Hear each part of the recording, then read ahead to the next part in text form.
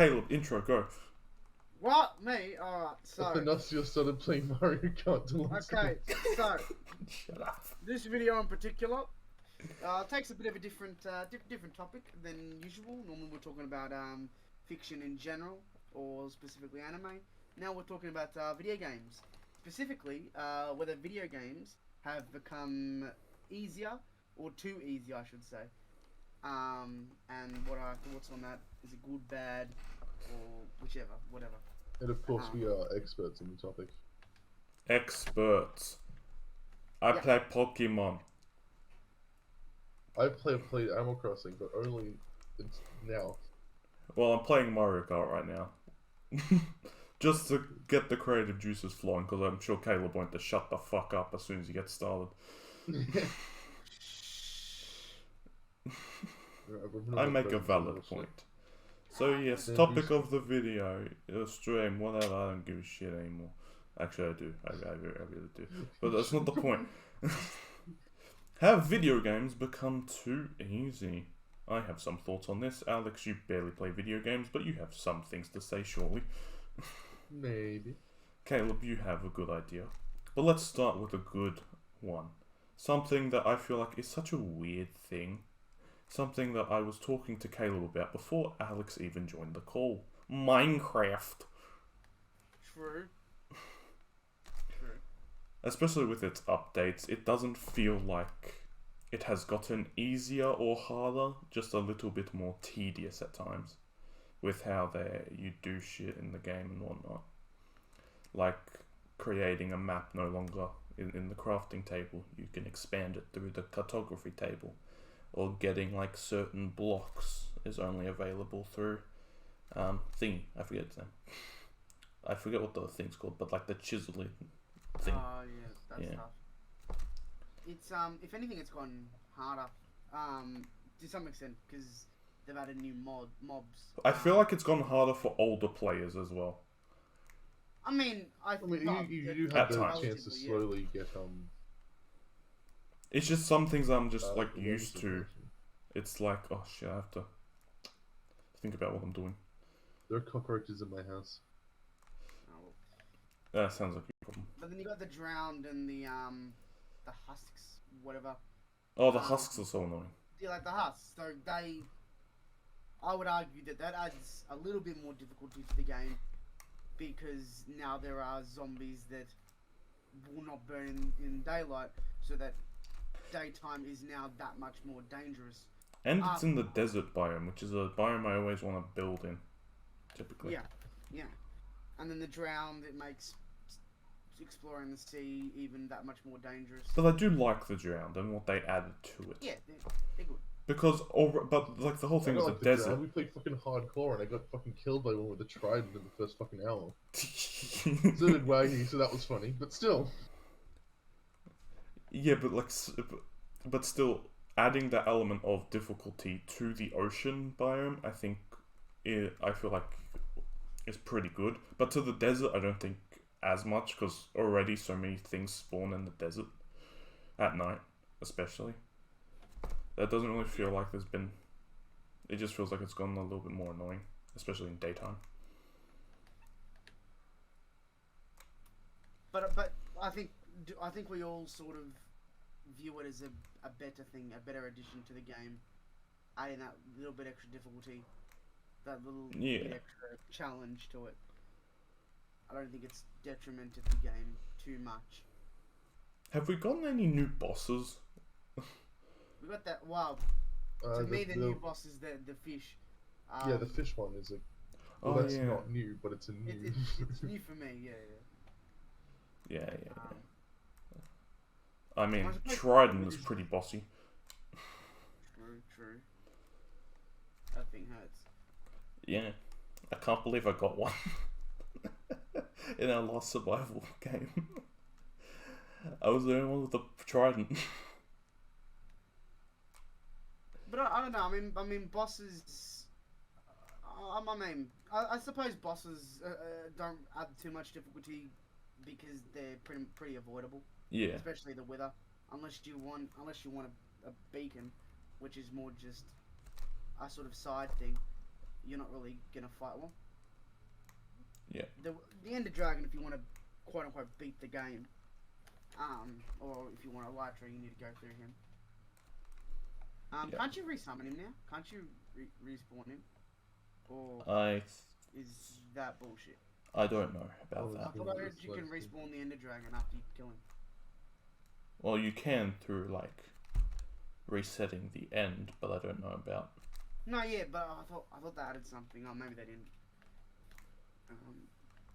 Either way, regardless, that's Either not way. really, But that's there are not other really- like survival games similar where I don't really feel like it's hard or easy. It's just like there, and then you have certain ones where you can make it harder due to the fact that there are enemies, like in the forest. You can make that game harder for yourself. I mean, in Ark, with Ark, you can change pretty much every value. You can change how much damage you deal to dinosaurs, or how much. Even damage... if I could one shot a Spinosaurus, I will still shit myself when it appears. True, because base game they can still fucking tear you to shreds. But the fact that you can sort of change the difficulty, and you can change it to your liking, it's not a game that's sort of necessarily hard or necessarily easy. It's just sort of, it is what it is. Obviously, I feel like once you get to a certain level where you can have just like a strong carnivorous animal, you feel a lot safer. Like when we had Bruce, and like traveling the ocean Bruce. felt so good. Bro, Bruce. He died to normal fish. Was it Bruce? No. Yeah. And then we also had Crocodile. Oh, yeah, no, Crocodile, yeah, that's Crocodile was even cool yeah. to have. Yeah. Both of Oh them my God. made like traveling the ocean a little bit It was easier for us. And then we lost him. Oh, well. I was just sitting there leveling up King. Another, with the forest, that has more set difficulties, so it's not like Ark where you can just change every value. I don't know too much about Rust or whatever. Now, Rust is interesting because there are two sides to it. There are obviously modded servers which increase resource gain and all that. Ark has modded servers as well, doesn't it? But with Rust, I would more judge the base game, considering that is the more common use of the game as a whole. And with Rust, it's like most of the multiplayer games where the bulk of the difficulty comes from the other players. It doesn't really come from the game itself. There are obstacles, there are AI that can shoot at you, but they're fairly easy to deal with. They're not really going to cause you too much trouble. The biggest problem with the AI is that they might damage you, waste your resources, so that when you do encounter a player, that player is going to have a better time at killing you. That is the biggest problem with the AI. It isn't them themselves. It's the fact that they're going to detriment you when you encounter an actual player. And the thing with Rust is it's because it's so player driven, there are difficulties in it beyond just meeting someone out in the field and shooting at them. There's also difficulties when it comes to people knowing your base location. If you go out and shoot the wrong guy, within an hour your base is gone, because he's just going to come back with his mates and blow it to smithereens.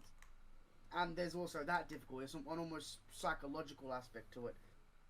So I think Rust is one of the few games that is actually proper. I would actually proper consider it compared to some other survival games, simply because of that fact, and simply because you can't control what other people do.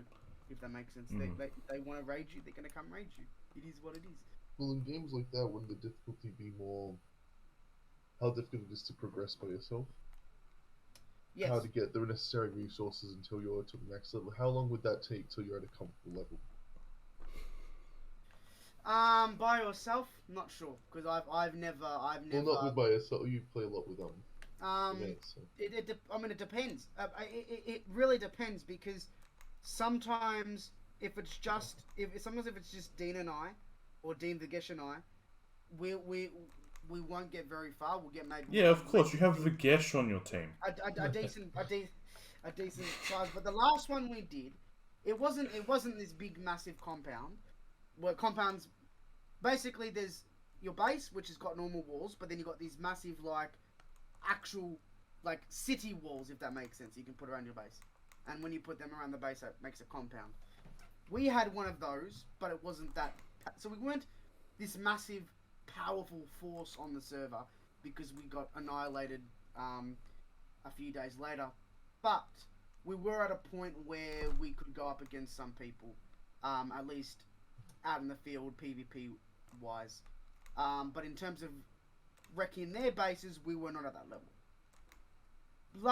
Partially because of actually, no, I think it's mostly our skill and experience. Because with a lot of there's people with four player clans who there's one player clans who can take out big clans. You know what I mean? If they've got a significant amount of skill. So it's like other multiplayer games where a lot of the difficulty does come from other players' skill. And when it comes to getting the resources, when you go out and you go get resources, if you die, you lose them. You know what I mean? So the more protection you have, the more people you're with, is going to potentially ensure more resources you can get, more guns you can get, more armor, more meds, all that shit, as well as I suppose, because in Rust how they do it is there's something called upkeep, which is essentially your base will decay, it will lose health, unless you supply it with materials to repair itself. So if you leave your base for a week with not enough resources, it's going to disappear. This is so people can't just make a base, get off, and then that base is there forever.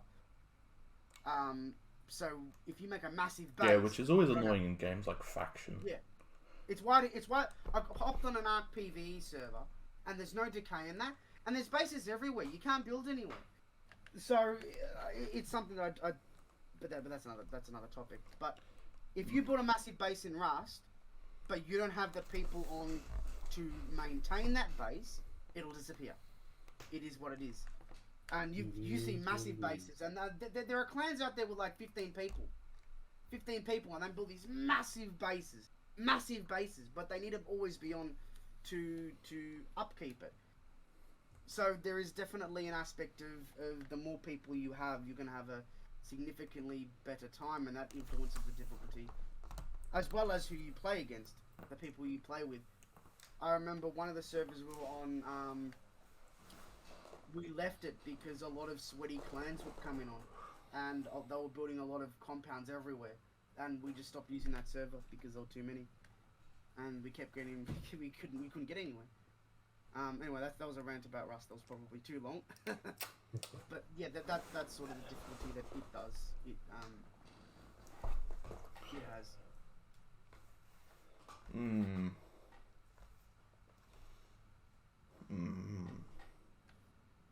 Anyway, Yes? what about the one I know you want to talk about? The big one, the big boy. The big boy game. The big one, you mean the biggest franchise in the world? Yeah. Pokemon? Yeah. Pokemon! It's definitely gotten easier. That's just a given. You haven't gotten better. It's just the game is easier. No, the game is definitely easier. In Pokemon, there's only so much you can do to really become better, and that's all through like just having your basic knowledge of shit, like where to find shit and whatnot. But in Pokemon itself, once Generation 6 happened is when it started getting easier, especially with things like the EXP share, which while battling all your XP gets divided up against all your Pokemon, which can be very annoying at times. And even in Sword and Shield, which you're not allowed to turn that off, which was one of the most bullshit things, because you do have people who prefer to have it off. You have, and things like taking the time just to grind out a Pokemon, you can feel a greater connection to the Pokemon. That's why, like in Sword and Shield, it was so easy for me to just rush through that game, beat it within under 24 hours once I got the game. And I never lost a single battle simply because it just felt so easy, especially with the wild areas, which at a certain point you can just catch high-leveled Pokemon. And at a certain point in the game, like, yeah, sure, like, you can have Pokemon above level 60, because that's, like, the level cap in the wild areas. But you can just get, like, fully evolved Pokemon and just so easily and just catch them with, just use Quick Balls, so easy.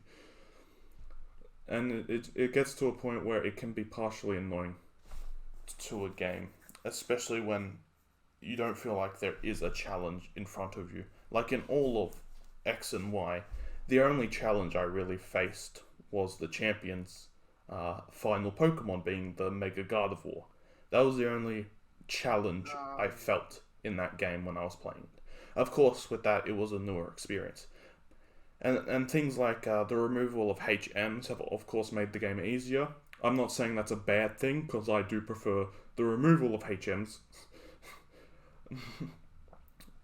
And I think it's more worrisome now that Diamond and Pearl will be coming back. I know the EXP share will be coming back, but I do hope they do have that little thing of, oh, you can turn it off and on if you want to. And with Diamond and Pearl as well, they are very, especially Platinum. Platinum was very well known for being a very difficult game to beat. And especially for Nuzlocke, because I know they have a lot of times where they just struggle with the game itself. But still, it's definitely not something for skill, because obviously they're catering to a younger audience now to make things a little bit more flashy and poppy, I guess, where they can progress through the games. And there is a certain point why, like, my favorite Pokemon games are none of the newer games, simply because I don't feel like there is much of a challenge anymore to the games. Like Black and White 2, Pokemon Platinum, Soul Silver, Heart Gold, and I guess Emerald are probably my 4 favorite Pokemon games ever. And there is just such a lack of that kind of just oppositional, like, thing. The closest one that did offer a challenge was Sun and Moon, simply because it did something different with their, like, island challenges. And, like, I still remember that goddamn Lurantis being such a bitch. Because I had nothing that was good against Lurantis at that time when I first played. Obviously, there are ways around that, because you can just have a fire Pokemon. But at that point, I didn't have fire Pokemon. All I had was fucking shit Pokemon. I had an electric bug that was barely fully evolved. That was just like middle stage evolution, and Rowlet's middle stage. I forget its name. But yeah, but even then with that... Yeah, but even then with, like, Sun and Moon, because they did change the formula, and I had been missing gyms for so long, for some reason. Yeah, especially now, I've just been missing the whole gym grinding up your Pokemon. Like that's partially the reason. Like, all my favorite Pokemon have become my favorite, just because they've just come in clutch through pure grinding, and I've grown attached to them, which I don't feel happens anymore with newer games or whatever. I don't really have that as deep a connection with the Pokemon, making my experience a little bit lesser. Yeah, so worth. Of course, you do have games like Pokemon Let's Go, which I never really wanted to touch, because it was just... I understood what they were trying to do with it, get the Pokemon Go fans into Pokemon, like, following the normal story of Pokemon. But it never had that impact on me where it's just like, oh... Yeah, I get it. Because even in that game, you can't turn off the XP share at all as well. And I think, like, it's quite easy just to go through the game. But that was, of course, made a little bit easier. But, like, even in Sword and Shield, one of the things that always annoyed me about that game was the fact that there was no national dex, and it pissed off so many people that there wasn't a national dex. Because if I beat the game in under 24 hours, and there's no extra story, they did add DLCs to it, which was cool to go through the next DLCs, but then it's like, I still have to pay for the DLCs. And then it's still just, it is whatever. And even then, like, they added like some new Pokemon or some new Galarian forms for Slow King and Slow Bro, which was interesting as well. But it's definitely not something that I think is based off skill, especially in Pokemon. Like, one thing like that's cool, I do kind of find interesting about Pokemon, like I'm not sure if it was in X and Y. I don't really remember when they put it in. But if you fight a Pokemon, that of course gets registered into your Pokedex. And once it's registered into your Pokedex, you can then go on, and when you face it again, or the same Pokemon again, it will show you what moves are effective, super effective, not effective.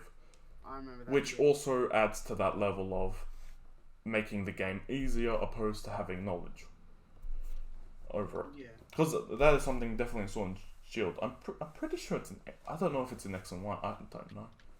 I know it's definitely in Sun and Moon. Yeah. I'm not sure when it was added, but it definitely did make the game easier. I remember seeing it, I'm like, what the fuck? Yeah. Yeah. Definitely made it easier, because I'm always someone who forgets. I remember that the obvious effectiveness, but I always forget the nuanced ones. Sword and Shield as well. Like, this is just a beat down of Sword and Shield because it is probably my least favorite Pokemon game.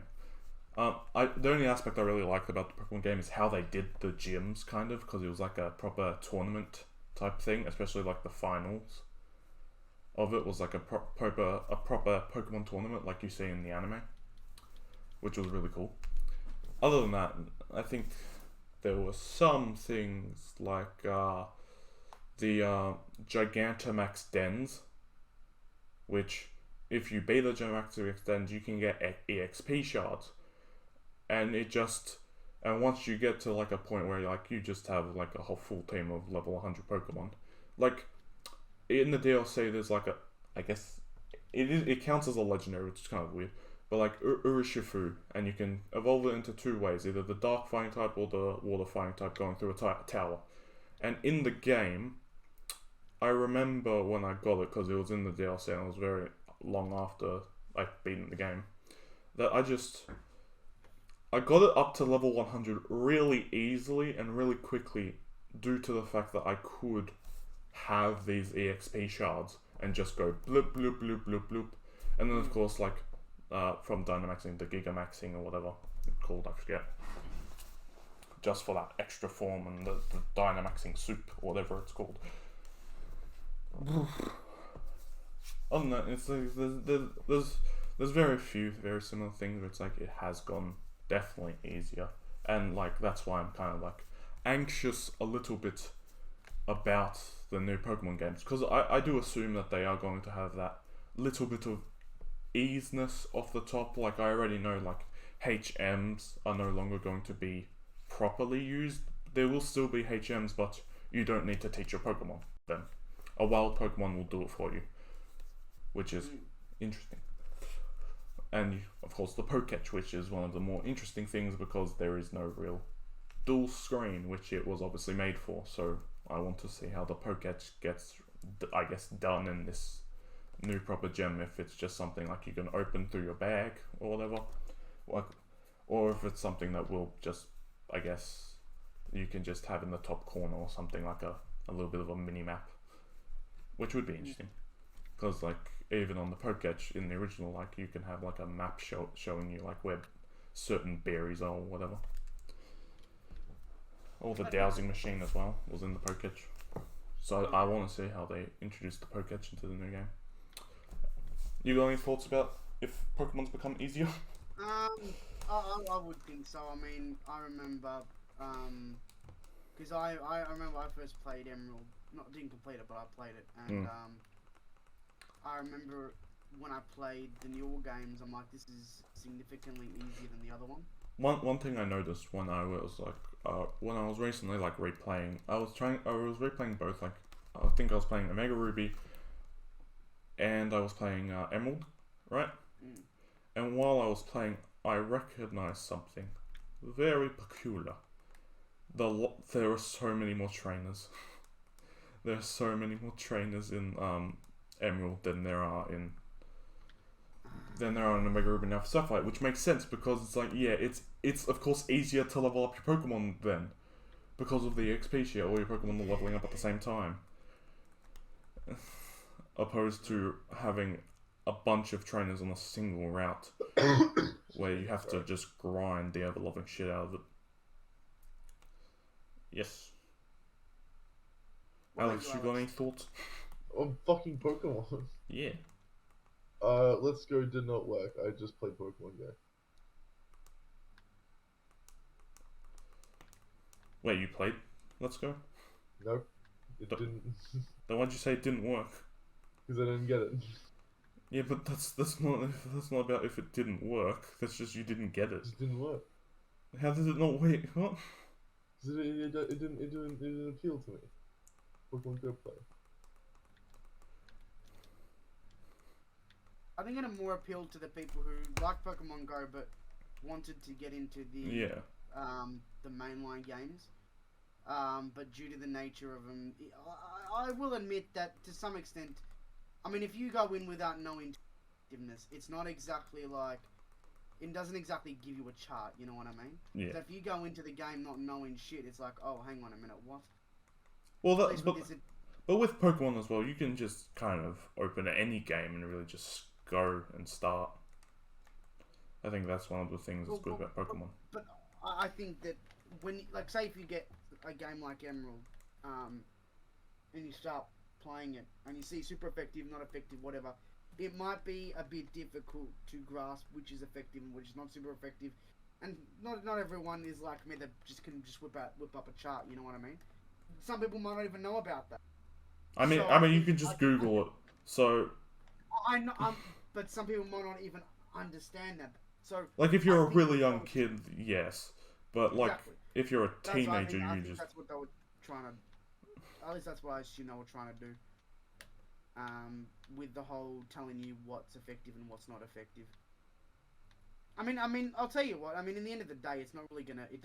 no. It doesn't really affect veteran players anyway, because they know anyway. It doesn't really matter. Yeah. Like, you know what's effective, you know what's not effective. It's Yeah. more just a thing for newer players, and then they're gonna look it up anyway. Yeah. Must And be. at times, like, you can just forget shit as well. Like, what some people always like to forget, like, oh, what typing is this shit? Like, forgetting, like, some things are water or ground type or whatever. Some effectiveness makes sense. Like, you know, fire beats water. Not water. What? Other way around. Other way around, sorry. Water beats fire, fire beats grass, grass beats water. That sort of makes sense, but then other ones. Grass beats this dick. Other ones I can sort of understand. It's weird. Which ones? I mean, Dragon Ice. It's like that always felt a bit weird. It's like, why ice?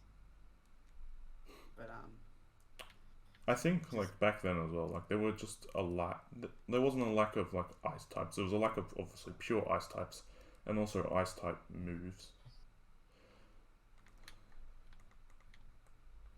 But you could just, like, I don't know. Ice. It is cold. it is very Dragons don't like cold. cold. No, they don't. They get very frosty. So if we've got nothing else to say about Pokemon, let's see. What's another game that we all have in common? Okay. This would be an interesting one. So Smash Brothers. Oh yeah. I think. I mean. I feel like the game changes from different part to part. Of course it is. Yeah. Like, I will obviously, say- No, continue, sorry. because I think, like, my first go about with that game would be Brawl, and Brawl was just so fantastic, especially with the story mode aspect to it as well.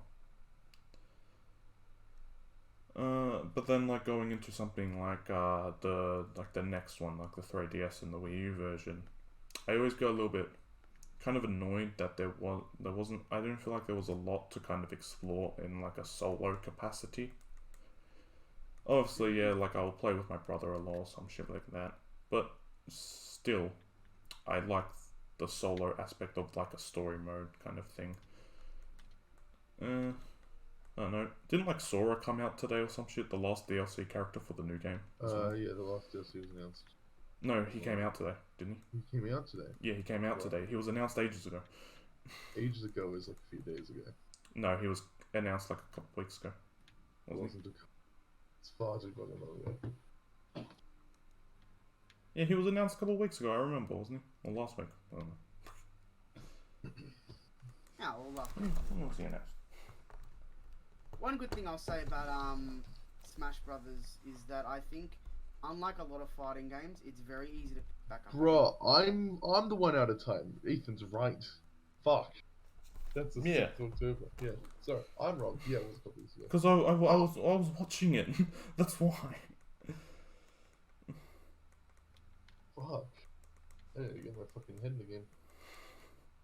Not like you actually use the DLCs. No, I didn't Or buy have any you? of them. Fuck. I play Little Mac and Incineroar. Also, can I say, adding Incineroar, stupidest fucking decision in that Smash has done. You got all these characters everyone loves, right? Everyone wants to end the game. You have so many different options, and you decide to add another fucking Pokemon. He's one of my mains. I love him, but what a fucking stupid decision. There are some Pokemon which make sense. Lucario, Mewtwo, Some of them, yeah, Greninja makes sense. Those Pokemon exist in Smash, and they still decide to add fucking Incineroar. Yeah. I don't even. Love Is him. he a fan favorite? No, No. he's not. Out of every possible character you could choose, you chose fucking Incineroar and then Piranha Plant. The fuck? Yeah, but Piranha Plant's It's like, cool. you can't add a lot of Luigi, there's too many Mario characters. Then you add the Piranha Plant. Yeah. But not Waluigi. A character people have been asking for forever. For years. I don't even. What was Waluigi even introduced into the series as? I don't know. Does he even have a game to himself? Because obviously Wario has like a few games, I'm and actually not sure. WarioWare, of course. I think he came in Mario Tennis, but I could be Is that wrong. where he came? I think it's I Mario think Tennis. so. Only because the bot has him in that series. Is why I think that. Okay. I think he's a Mario Tennis. It was always like just that weird thing to me, because like I've never seen him in a Mario game, Yeah. and obviously Wario I've seen in a Yeah, like fuck, I'll look it up. proper. He has his own proper games or whatever. A new WarioWare. Not sure if it's out or not. First appearance, Mario Tennis. Yes. Okay. So it's just It's weird. still weird to me that Sora was announced 2 weeks ago.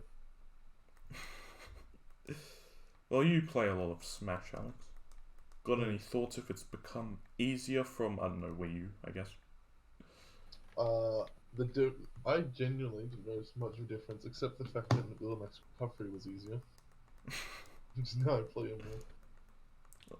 Obviously, a lot of moves can like change. I've and- played matches in Melee. The only problem I have with that is just outdated tech. It's a little bit slower than I'd appreciate, but that's not something I can properly criticize a game that awful. They do have a lot more moves. Every character.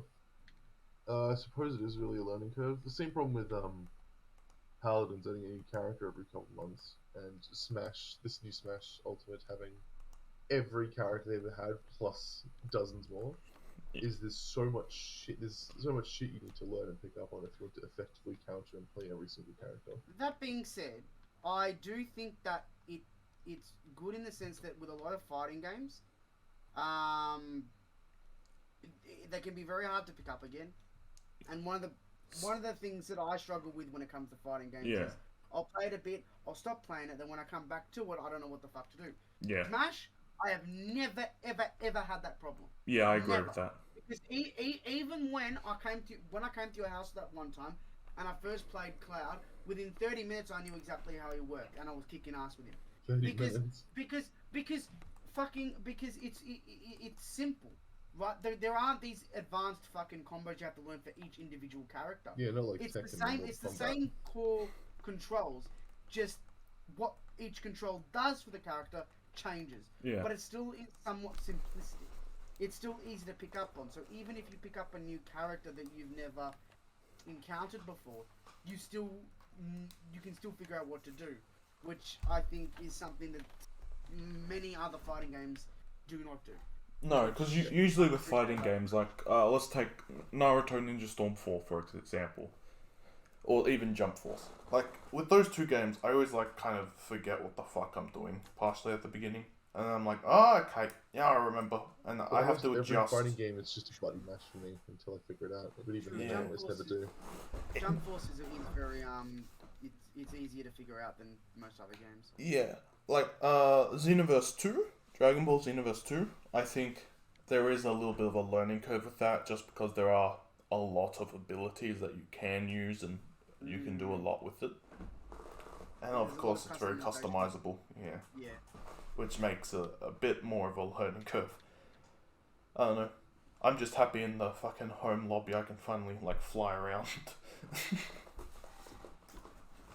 I need to play more of that game. It is a really good game. Yeah. Yeah. I think the problem I have with that game is that I like the idea of it, but I wish more shows did a game like that. Yeah. That aren't Dragon Ball, because Dragon Ball is good, but I mean, there's so many series that could do what Xenoverse does, but in my opinion, better. Yeah. Because it's just by merit of what their world is like. Anyway, that's it. Alex, got any comments on Splatoon? Oh yeah, Splatoon. Yeah. I don't know if it got any easier or not. I do know that Well, of course you Played filthy roller main. No. they do change it through the game. Yeah. How some of the systems work. What I find most interesting about Splatoon is like you do 100 damage but only have like 5 HP. Yeah. For the second one, they severely nerfed the ultimates. They You did, can yeah. still pretty much one-tap anyone. But what I don't like is that they changed the Kraken, which is one of my favorite fucking abilities ever. It's just to immediately turn the tide of anything in any battle in that game. Got nerfed to a shitty bonking ult. You just get turned into a ball with a delayed explosion. It's much slower and can be killed. Instead of this indestructible force, it now actually has nerfs. I don't dislike this change. I dislike the Kraken, but I don't dislike the balancing all the ultimates, all the abilities to a much lower level, as opposed to the incredibly chaotic first game. Yeah. Clan Blitz as a game mode is really difficult to pick up on if you're not used to it.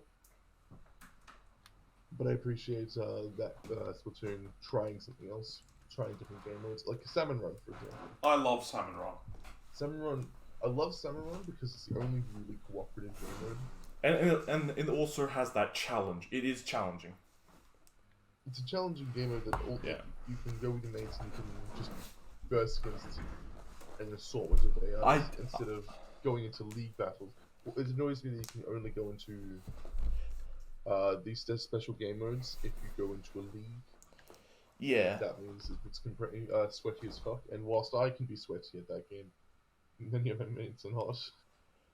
And the only ones that are sweatier than me, so I get paired with the tough shit. Which is why I don't often play with Alex. I'm just gonna get my ass handed to me. It is definitely, I think, one of those ones where there is a skill involved with it. But even like in the story mode, because I play the story mode, of course, of Splatoon. I did find this one a little bit more challenging than the first original Splatoon game. Yeah, so I had much more issue getting through the campaign. It has an expansion, which is actually really good as well. Yeah. Do you care more about the story mode? Not really. I just play it and do what I want. It was also like because they incorporated more guns and more uses, and like there are just some guns that I just don't like using, and I have to bait a level with that gun. Oh yeah. Which is not the most fun. It was the same with Salmon Run, having to pairing you with weapons you may not be familiar with. Yeah, I love the game, but but it with puts in the Salmon fun Run, I stuff. know I only have to deal with it for a certain amount of time, and I kind of know like the different events that occur, so I know how to partially deal with shit. But with obviously a story mode, you're going through a story and you don't know what the hell's going to come at you. If that makes sense. Yeah. Oh, Salmon Run's open.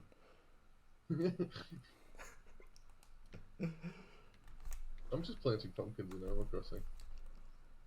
I'm playing Salmon Run. I'm throwing swords. You know what's an amazing game that I think has done a very good job at staying very on the same level in different incarnation it creates? Lego. Yes, Lego I would agree games. with- Lego games have always had that, like, okay, there is that puzzle aspect to it, of course, because I guess Lego is partially a puzzle. But then there's also this I don't know how to explain it. It's just been very good at staying at a certain level. It's probably going to get more difficult. Mm. Because I'm pretty sure Skywalker Saga's gonna add a bit more to the combat. So I assume that the combat's gonna be a bit trickier. That's cool. I've heard there's gonna be more combos. You've got to actually aim. Well, we'll see at because I'm playing that in January because it comes out on the 31st, Yeah. which is annoying. 31st of December, I should say. Which of course. But yeah, they're pretty much the same. They've not changed too much in terms of difficulty. I feel like some games, like, there might be a little bit more of a learning curve, just cause like some games like change up, like take flight patterns, like the way someone might fly in a game. Cause one thing though I always found a little bit annoying was the way I think moving from like a DC game to a Marvel game, having the flying be different than the previous one. That's true. I also think that there's you look at the original games and they had less types of puzzles. However, Yeah. I actually think that they hit things a bit better. I feel like they had more mini bosses as well. Yeah. They definitely felt a bit stronger. Even still, there are a lot of great Lego games, and like you can really start from anywhere in a lot of them, Yeah, which I'm very glad. It does have that aspect where some I think are more like their own thing. yeah, Not really Dimension was a bit. Oh, I want to play more of Dimension. I did play like Dimension, and I did have a lot of DC characters for Dimension, but like obviously part of me was like, of course you do have to like, it's very pay to play. Yeah. Which was kind of a bit aspect to it. Of course, it was cool that like you have these Lego sets and you can like have like 3 different Lego versions of them, like of the vehicles and whatnot, which was really cool. Me having Superman was already broken. But yeah, it did incorporate a lot, which I enjoyed, and I think I've kind of grown out of those kind of games where you have to have like a certain thing just to access it, like Skylanders, for example. Yeah, but I still. I've only played the first 2 and a little bit of the 3rd. Yes. I've only played Giants and some Swap Force. Yeah. So for me, take thing. What's it called? With thing, because I just gave like my ones to like my cousin, right? And one thing I liked, because like I was, that's when I played Swap Force, was like I went to them, right, and like they had my shit, right. So when I activated like one of the giants I owned, I just thought it was hilarious because it still had like my save on the giant's clothing. And what I had saved on the giant's clothing was him wearing an underwear hat. Yeah. So I kind of like the aspect that you can still use them and they will still be the same cross-play through the different games. I always like But then again, how... that can also I think that also can add an easier aspect to it when you have previous characters you can use, but still with how the game changes, you never know what to expect. When I replayed it, I wiped them because they were at the maximum. It's like, that's not fair. You know what I mean? Starting the game with everything already done, it's like, that's a bit... Yeah. But then, yeah. I think they were fairly... I mean, obviously, aimed at a younger audience, so they were inevitably going to be a bit easier. And obviously they evolved to the driving one, and I don't know if they did anything else after the driving one. I'm not sure about that. There was one that looked really cool that I was actually considering getting, because what it was is you could basically do... I think you bought these crystals and you used them to trap the monsters, so you could have the monsters as like a... Yeah. As a playable. Yeah. Interesting. I don't know. And that sounded cool, but I don't know much else. Other than that one, I think I've got Swap Force for something, but I just never. I played it like once, I think. I bought Swap Force because I love Giants, and I just didn't play it much. You didn't play it much. That's sad. It is. I don't know if it was any good or not. Why is this guy so tricky now? What other games are that we've all sort of played that well, I suppose Paladins. Yeah. Do you? Has it become easier? I don't really know. No, I would say you're getting progressively harder because of all the characters. Yeah. True. Yeah. Like, I remember, like, people were complaining to me, because, like, I made a big boss-type character, and, like, yeah, sure, you have these complaints, but it's like, once you know how to deal with it, it becomes very easy. He's not that bad. You just gotta... She. Oh, yeah. It is a woman. It's a fucking Every character becomes easy to deal with once you actually know what they do. Yeah, of course. Well, most of them. I fucking names. But even then I still know what they do and how they work. Except Ray. Well, now you know Ray, I think. Well, no, I know Ray. I'm very familiar with how she works, so. Only one I don't know, I think I know how every character works now. To a degree. Least is Tiberius, maybe? And Bora. I mean, I've played Tiberius, but I forget what he does, so... His bouncing chakras, an exploding blade which you can pull back up from the Yeah. you can leap, and I think He's that's my least played character. Yeah. I've played him like 3 times, I think. But then again, there's also a partial level of skill, or the fact that you, obviously with the card system, you can change the way you play, of course. That's true.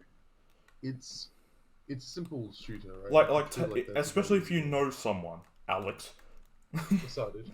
Especially if you know someone and how they play, sometimes it can be very easy. Alex. Alex is Bomb King, just you know what to do. Resilience.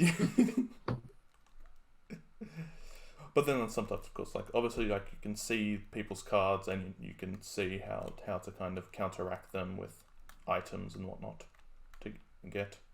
Yeah, I do think it is a large learning curve in your placement into understanding how each item works, what counters what, understanding how the cards can change a playstyle. You may be familiar with an Adroxus by default, but then someone else pulls out fucking... Like, you're like, oh, if I shoot into the green fucking Whooshy Whoosh, he's gonna just shoot it all back to me. So you're just gonna stand there and look, but then he fucking kills you because he's got that legendary card that does 800 damage by default. Yeah. There's just these little things with these characters you don't understand. Unless you are familiar with the card system, you may think the game's fucking rigged.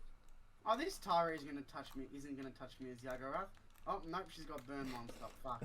We're all just playing games while we talk. That's nice. Oh, it's...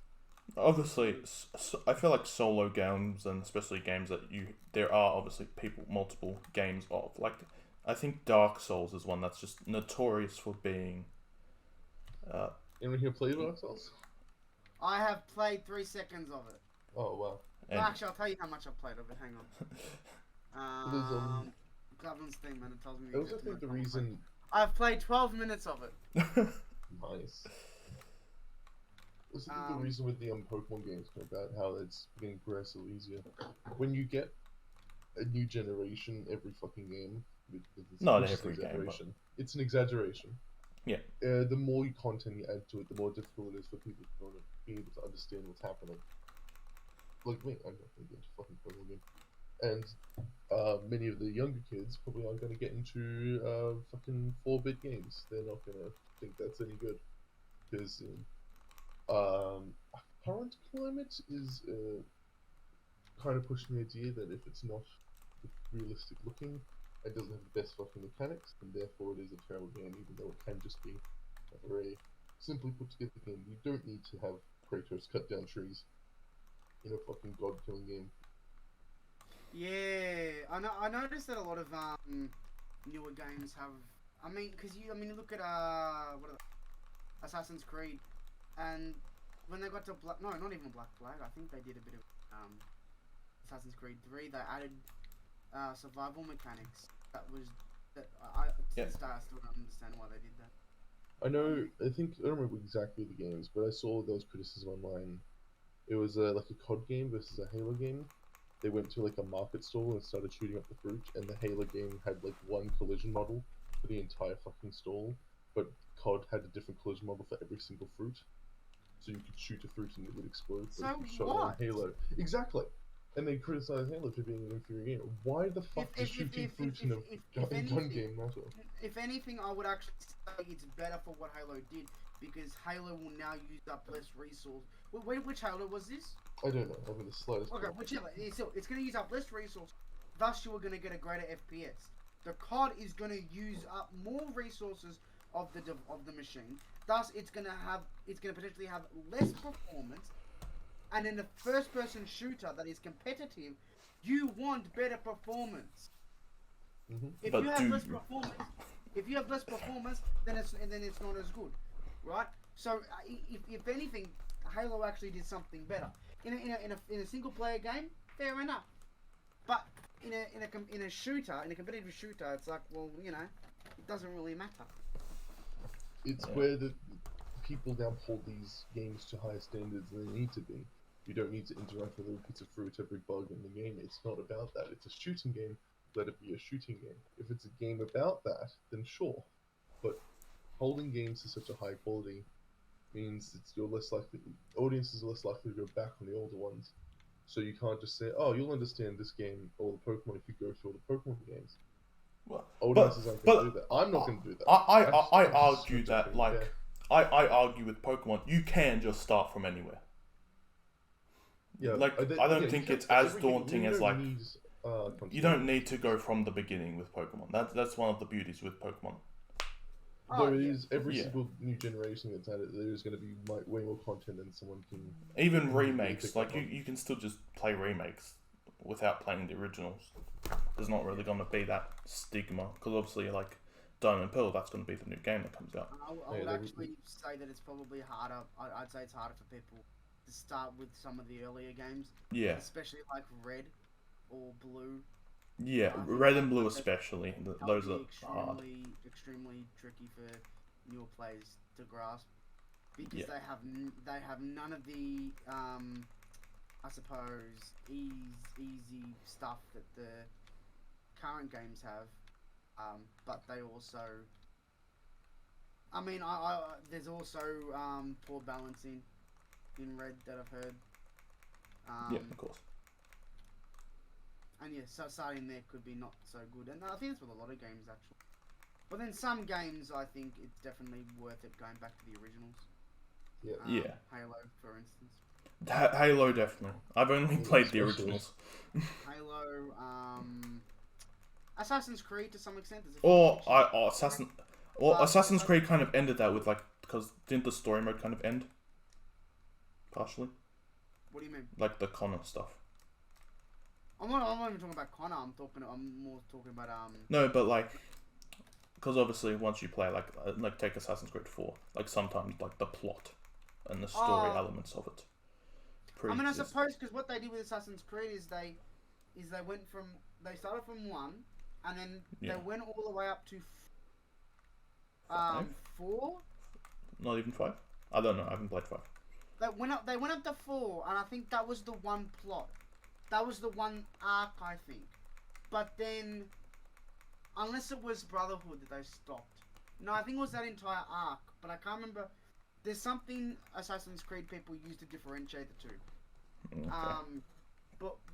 But before Rogue is one part, and I think after Unity and after is the other one. Okay. If that makes, I think. I remember people describe it as something.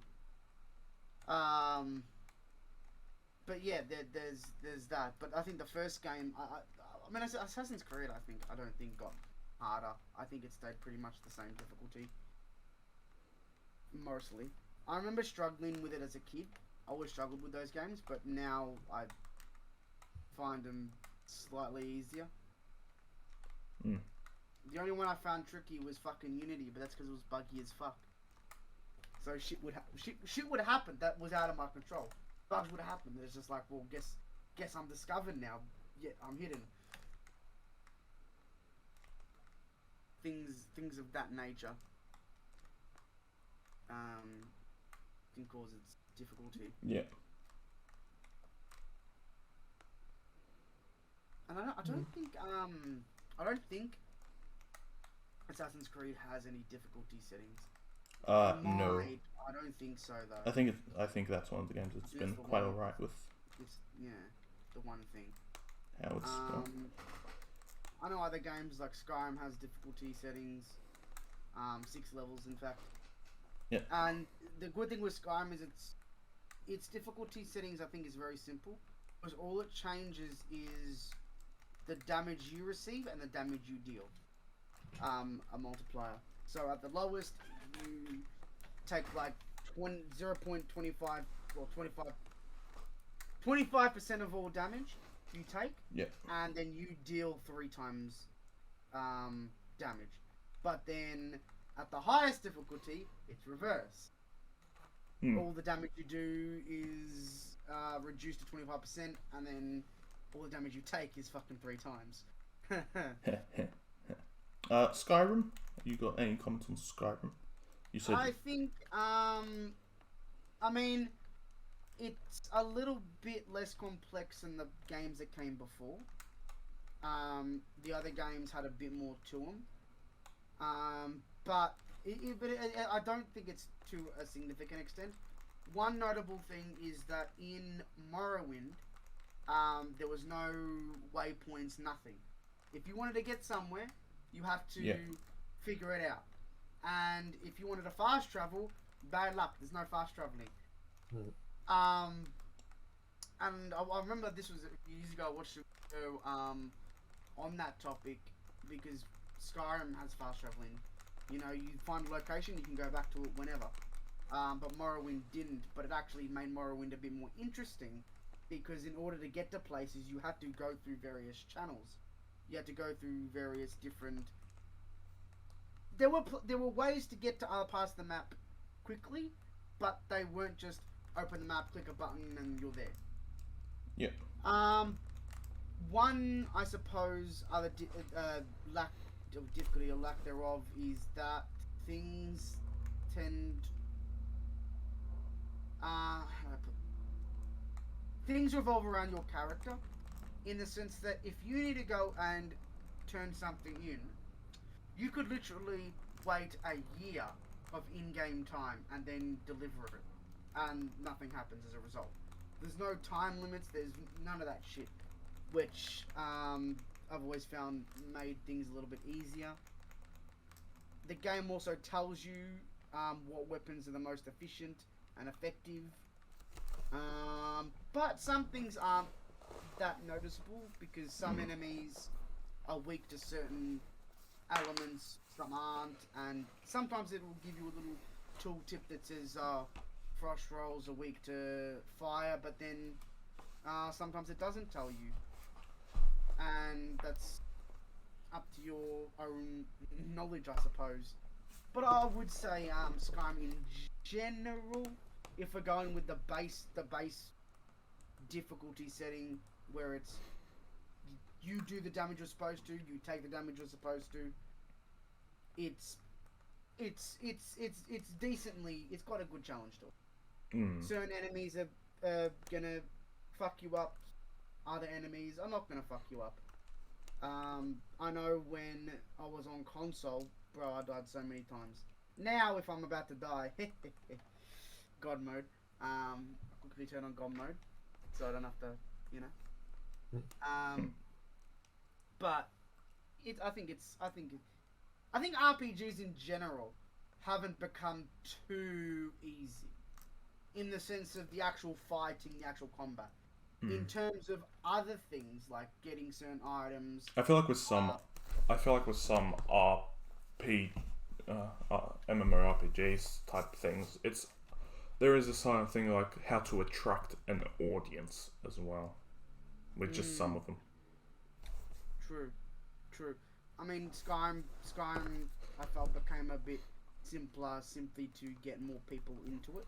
Yeah. That maybe went into the more complicated shit that Morrowind and Oblivion did. That wasn't too complicated, but like obviously with something as of late, like I've just been interested with like something I think is a little bit difficult, or there has that challenging aspect to it, and like it's not a series I've ever played one of their things before, but like I want to get into Monster Hunter Rise.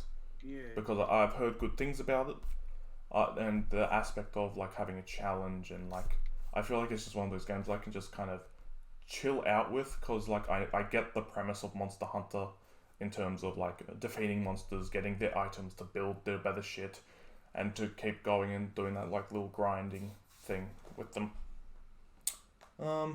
Even still, like I guess I want to play some more games. Like, if you've seen the new Kirby game, like trailer for the new Kirby game, No, actually. Oh man, like I'm not a big fan of Kirby games. Like I've played a few. A lot of them are just like a lot of the ones I played are just like 2D scrollers. I don't think there's a lot of them. Like obviously Kirby was like one of just a fan favorite from Smash, and it's just so good to just have him get his own like game and shit. Isn't it a 3D one? Yeah, it's a 3D one. Yeah, 3D. Okay, I haven't seen the trailer for it, but I mean, It looks great. It looks great. He's had 3D games before, Kirby, yeah, right? But this one looks like kind of like Mario Odyssey kind of thing. Yeah. Even Mario, I don't think Mario has really. It might have gone a little bit easier with like more like suits and attachments to each Mario game. Once again, too much shit doesn't always make it easier. It just makes the learning curve a bit harder. Well, with Mario, I think it not really sometimes, because like you have like let's say the fire it's very flower. simple. The fire flower, and then, is fairly simple. And then you have like the ice flower, which does essentially the same thing but ice.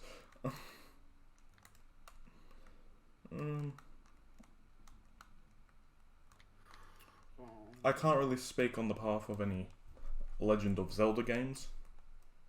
I've only played one. That's The more only than one I've played, it was which is a bit of Breath of the Wild. In Breath of the Wild is the only thing I played. It was alright, yeah. In terms of difficulty. I think it added like that. It had that challenging aspect to it, but like especially Odyssey, because it was a lot more obviously open world, which is something we really want more of, especially with Pokemon Legends Arceus coming out in January, which is something that feels very exciting, especially because they are changing a lot of things, and there will be a learning curve, especially with that, in terms of how they change things and aspects. It's a completely different game. It's not. Yeah. It's not what the other. Like they're changing how fights are being done now. Like with agile style and strength style and whatnot. There is a lot of interest to it, but it's one of those things that making a game going slowly closer to what fans wanted from so long ago. But Anything else to think about? I've heard, like, obviously Dread came out recently. No, Metroid Dread. I've never played a Metroid game. I think Metroid has, like, a good, unique style of just having, like, there are some, like, bosses and crap. And then I think there is a learning curve with Dread as well, in terms of, these are just the things I know about Dread, like, beating a boss, getting, like, new weapons and upgrades because of so-and-so. Yeah. I can only somewhat talk on the original Metroid game because I've only played a little bit of it. But from what I have played, for the time at least, I can see its difficulty. Yeah. With a lot of games, I think to some extent it can be a bit unfair to judge their difficulty because, well, today we might say, well, that's easy. At the time, it might have actually been very difficult. Yeah.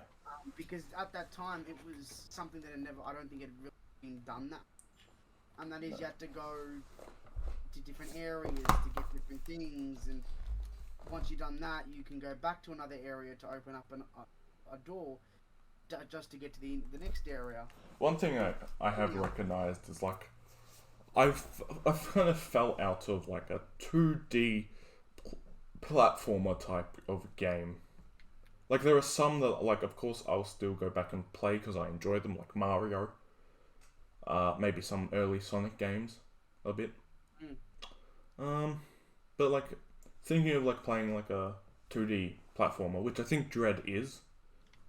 But, of course, like, with 3D graphics, it's a little bit more interesting. I don't know. I've just kind of fallen out of that kind of aspect, and I really enjoy, like, the open worldness to a lot of new games.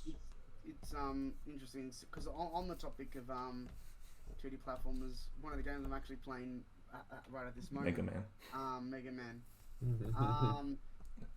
Specifically, the game that I find very interesting, because essentially what Mega Man did is the original game was quite difficult. For starters, there was no save, so you couldn't save if you wanted to beat the game. I'm sorry, you said the word save on, like, while I'm playing Animal Crossing, and then just got PTSD of Rossetti. Yeah. Sorry, as you were. There was no save. There was no. There was some other things that they didn't have that the other games put in that made them a little bit easier. Some bosses were very tricky. Like, there's one boss that if without doing this special glitch, forget beating it. Forget beating it without a glitch. It is fucking difficult. But then they get the second game, and the second game is much more toned down. It's much more understandable, right? To begin with, the bosses are a bit easier. They're not as difficult, but it also adds things that made it just better. The first main thing was a save game, so you could actually save your fucking progress, so you could tackle it in stages. The second, I should say, is they added these tanks, where you would get them, you'd collect them, and then when you want, you can use them to refill your health if you're in a tight situation. In this case, it's one of the games where it became easier, but I think for the best, because it allowed more people to play the game, while the first one was very difficult to play. It's why I see online people always say, play the second one. If you're going to play a Mega Man game, play the second one, because you'll just have a better experience compared to the first one, which is a pain in the ass. That's not to its fault necessarily, because at the time you can definitely see that it was made with more of an arcade feeling in mind. All the games at that time were. You know what I mean? Because they didn't really... Home games weren't really... Like, that wasn't a thing. No. Really. It was, but initially all home Not games... to the extent it is, especially now. What they were in the beginning was arcade games where you could play at home. Imagine going to an arcade. But then they slowly started to become more, because there was such potential in home games, and thus they became Yeah. arguably a little bit easier. Because with arcade games are weird because I feel like just arcade difficult. games in general. Like, I feel like, because from our perspective and going to an arcade, it feels very different to how it was back then. Especially because, like, even just Japan itself, Japan's arcades are different to how America does arcades and all that crap. Yeah. So, like, when I think of an arcade game, I think of, like, I think there was a Simpsons one, or, like, a Teenage Mutant Ninja Turtles one I played on, like, like, an arcade at, like, one of my uncle's house, where he just had it, and you could just play whatever. I mean, modern arcade games in Yeah. general are just different. Yeah. I Like, think they're more focused on doing things that you can't really do at home. yeah, like having a You know gun or being on, like, a motorbike and doing, like, the turns and shit. Yeah. Yeah. Meanwhile, back in the day, it was more things that you couldn't do at home again. You know, Yeah. you needed these big machines to fucking do it, and then once people started having them in their homes, it's like, well, what's the point of going to an arcade? I love crane But machines. But I still think there's still arcade-like games, and they're still fun to play, like Missile Command. Yeah, there are some that, like, I would love to go back and, like, play some of them, because they're just so enjoyable, and they're more fun than just, like, a 2D platformer that just a developer whipped up very quickly. And many arcade games, they don't really have an idea of an ending. It's just go as far as you can. Yeah. You know what I mean? Some do. I mean, original Pac-Man sort of had a point you could not go beyond, but it was still largely just get as many points as you can, get as high as you can. And I think they're very interesting when it comes to difficulty, because the difficulty is open, if that makes sense. Because some of them, the more you go, the more difficult it gets. So I like the Space difficulty Invaders. is depending on how far you want to go, thus it reacts to your own skill. Do you know what I mean? It's always going to be as hard as your skill level, which I think is actually a very interesting aspect of games like that. The same with, like, competitive games when they do ranking. Even you know what I mean? even It's like never perfect, but when you get a rank, it's generally with people of your own skill level. Generally, so the difficulty of it grows with your own skill. I think there's also games that will change their difficulty depending on how many people you've got. I know some MMOs do that. They'll add more enemies, or they'll make the enemies tougher if you've got more people, because it constantly wants to give you at least some challenge, which I appreciate in games. some games, I like the aspect of you can have strategy, especially if you are a sweat. Like, there are games where, like, you can have strategy, or you can just play the game for fun. Yeah. Like, for me right now, I'm just constantly thinking about, okay, what Pokemon to choose for my Pokemon team? What is the best things to beat Cynthia? What Pokemon am I going to use? How am I going to go through this? How quickly? Blah, blah, blah. I'm just constantly making these cogs in my head and just thinking, okay, point A, B, C, D, okay, if I go through this route, I can get this, and this, and this. And just, like, I'm just thinking about how I can do things. Like, I woke up this morning thinking, can I get a Gardevoir? Gardevoir would be pretty pog to have against Cynthia, with the addition of fairy typing that didn't exist back in the original games. I'm just thinking of all these different things. Like, obviously there are better strategy games you can probably wrap around, but I don't know. Like, sometimes with, like, I guess a team-based game, like team versus team, like Overwatch, Paladins, that kind of thing, there is a little bit of strategy involved, which, like, especially if you're in a call, like, you can just kind of, like, direct people to kind of do things and whatnot. Like, oh, can I get healing, blah, blah, blah, blah, blah. Or have that little aspect of VHS. flanking. Flank Nando. Or VSA. Remember when we used to create all these different strategies? Yeah. Like, things we would just do? Do you know what I mean? Yeah. You know, during school, instead of doing work, we would just be like, we could do this, we could do that, and that could help us. Yeah, a grok could But be obviously, in the car. but obviously with how Paladins has evolved, it's gotten harder with the addition of characters. Yeah. The way some cards have changed, of course. Bro, like Nerfing and shit What of the characters. Now, an interesting. I just actually thought of this. Yeah. An interesting thing we could explore. Board game difficulty. fuck? As we've been getting into board games, what do we think about the difficulty of the ones at least we've had a go at? Alex is a fucking shit kind of Q-birds. I love Cubers, man. Is it because you win, or is it because? But with that, it's because it's fun. Other 50% because I win all the time. it's not even that. It's just luck. Sometimes with it, or sometimes you can just get really lucky. Yeah. Yeah. And I do, and it's awesome. And oftentimes I always end up being like last for some reason, like in our roll in the random rolling. So I always get dicked a bit around with like, okay, I can do this. Or the game, the one where we had to make potions, I got heavily screwed around by you guys because I was last. I could get nothing and get no potions done because I just couldn't get anything.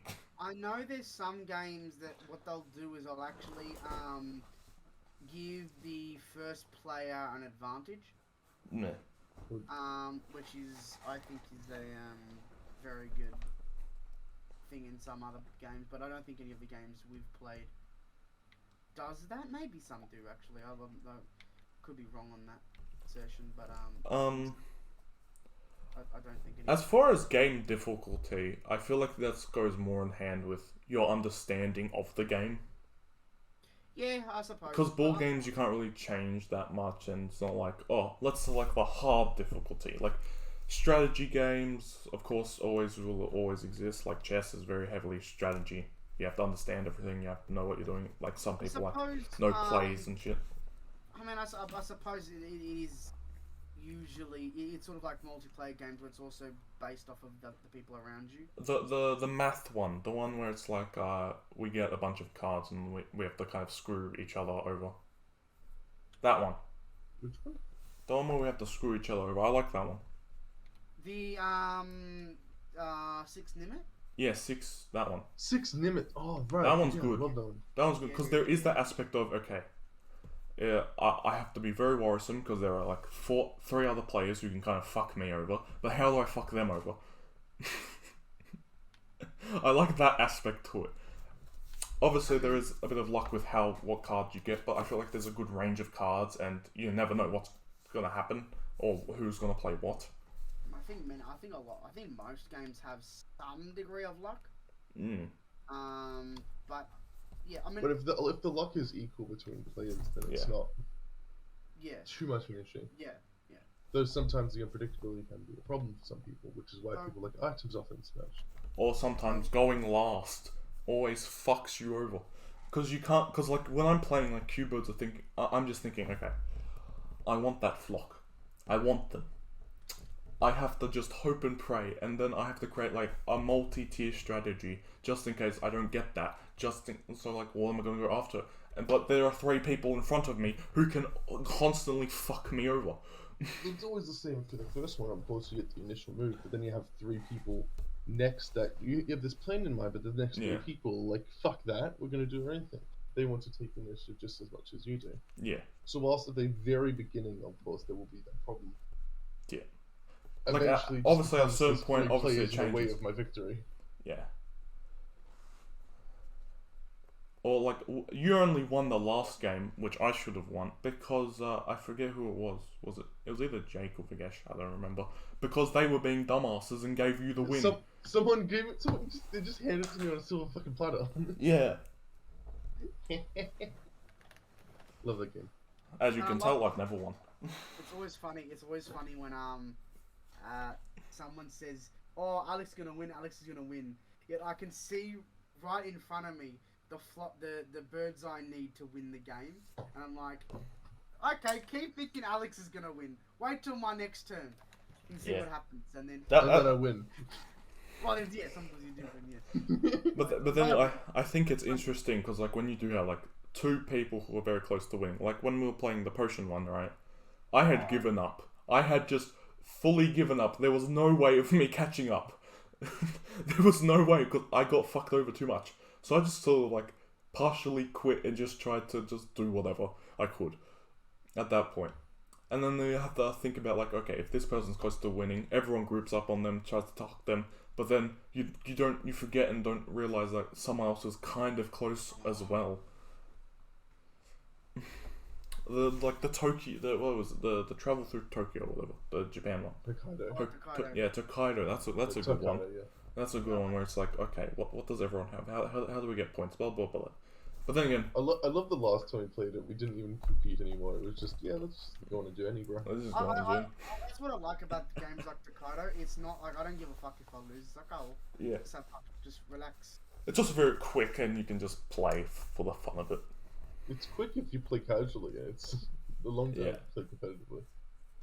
Yeah. I love that. I was like, oh, should I do I was like, the first time we were like, okay, what are we gonna do? We all silently go like, alright, I get this panorama, you get this much money, you get this one temple. And the last time we played, I'm like, hey guys, I'm trying to do a sea panorama. Can you let me go to this one, please? And then they were like, okay, sure. No, I think the funnest one was me being a complete.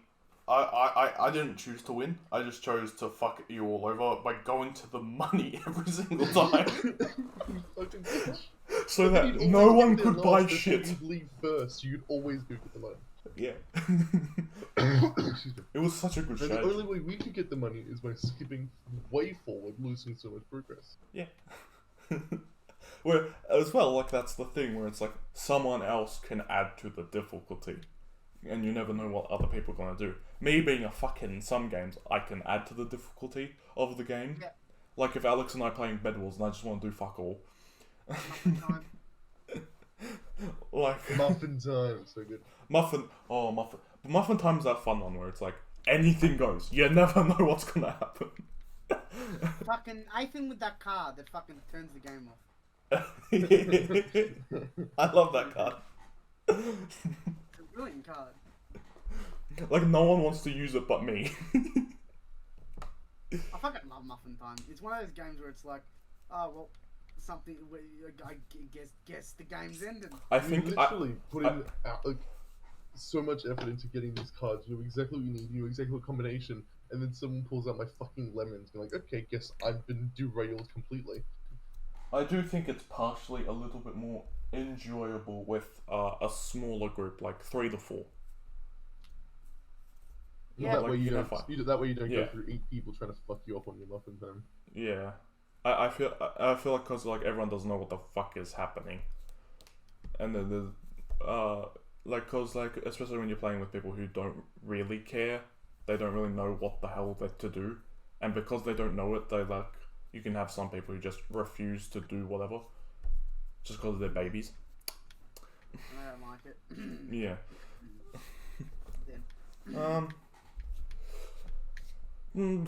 Crash Bandicoot, I have not played any of the newer games, so I can't really speak on that. I'm just so used to the older games of Crash. Halo,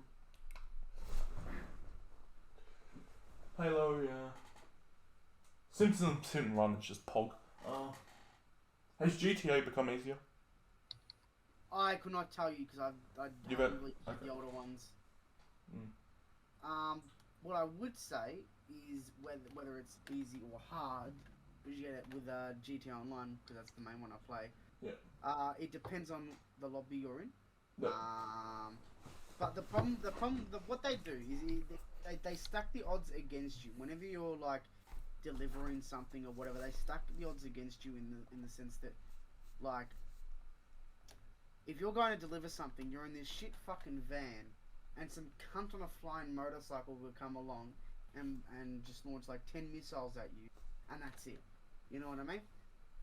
So in that sense, it can be difficult like that, but I think fundamentally it's not that difficult.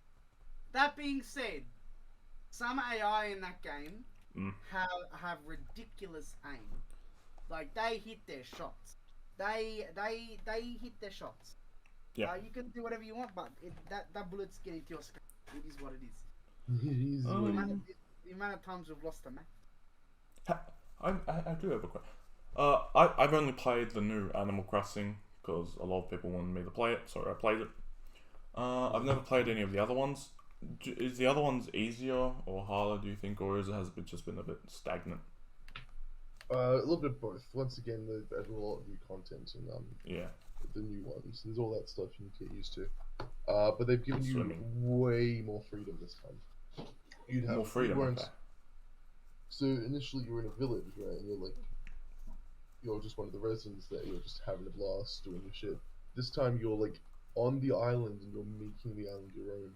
You can now form the terrain, create ramps, change the way the mountains look. Yeah. Completely move everything. It does provide a lot of shit you need to do, Yeah. but it gives you so much more freedom to do everything you wanted to do. Interesting. Customizing your house and your clothing is way easier Yes. now than it was. And since they've also kind of gone back to some more rudimentary stages, one of the older games eventually Nook Cranny turned into a fucking supermarket. Oh. Can't really get a supermarket on an island, and I like that Yeah. little rustic kind of feel. Nothing really, unless you literally buy the furniture and the items you need to make it like a city landscape. It's always going to be this survival kind of thing. Let's know you're not even surviving. There's nothing threatening your survival, but it's a nice open world building game, which just gives you more freedom. And with the crafting, we had crafting. That part, it's simply all the stuff you need to learn, which is what's difficult. It took me a while to get into the actual groove of all the turnip fucking prizes.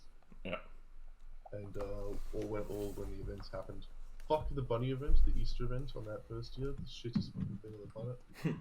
But aside from that, it's only harder because of the extra content that they added. Yeah. But once again, the flexibility, I think, makes up for that. Interesting. Well, I love Animal Crossing, bro. I'm not the I've biggest played fan. in a year and 2 months, Yeah. and now they're like, "Oh, you're back. Are you here for good?" And I don't know if I should be there for good or not. I Do feel like stop cleaning? for me, I don't know how people fucking grind that game. Like obviously, like I feel like there is a lot of patience with it a lot of the time because slow like paced, building, you can't just be, it was just very slow paced. I remember you told me you didn't figure out that there was a run button. Oh, I did it again. I was playing for like half an hour. Then I accidentally pressed the B button and I started sprinting. I'm like, oh fuck, yeah, I can run. Yeah, like this man is way ahead of me. He'd had the game like a week before me, I think, or something like that. And this man had already just done so much more than me, and he didn't sprint at all. Didn't ever touch the sprinting thing. I saw it in like playthroughs and didn't know how the fuck they did that. The B button. I think even I figured out that you could sprint. It never considered like, I never considered it. Like, why would you need to sprint? What are you running from? It's a little bit faster. You can move. Just kind of fucking. I mean, when a tiger hunts something, they're not running from anything. They're running to something. Yeah. The Animal Crossing man is running to his next video. Oh. That's morbid. Batman Arkham, I think they've all kind of got their own level. Yeah. They're all really decent at the kind of how they've spread across each of the games. I never found them that difficult, personally. No. Some levels were a bit... Some levels. Like when you came to my house, you could see like that fucking one. Oh my that was a God. bitch. That was such a Oh my bitch. god. Bro. The That took me Riddler's ages puzzle. to do. Yeah. Largely that took me a while because... You were learning a different controller. I was getting used to the... Yeah. Because I think I used the keyboard. Yeah. When I did it. And with the keyboard I could easily do it. But with the controller I was like, Oh, But I eventually did. I just realised something, like, and a more interesting one, like, where you have like something, I feel, Mario Maker, where you can kind of create your own difficulty. Oh yeah, true. I forgot I had Yeah. that game. I forgot it existed. I forget it existed. Like there are some times I just see like in random YouTube videos, like people just absolutely speed running made games. And it's like, what the fuck? This is the thing that you just have to know what's happening. You just have to know what's coming.